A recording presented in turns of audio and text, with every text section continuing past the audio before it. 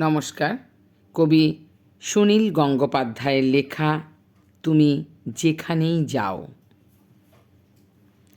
তোমাকে যখন দেখি তার চেয়ে বেশি দেখি যখন দেখি না।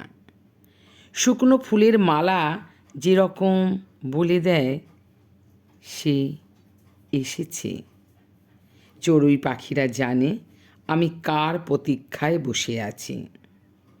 ইলাচের দানা জানে কার ঠোঁট গন্ধময় হবে। তুমি ব্যস্ত, তুমি একা, তুমি অন্তরাল ভালোবাসো। সন্ন্যাসীর মতো হাহাকার করে উঠি, দেখা দাও, দেখা দাও।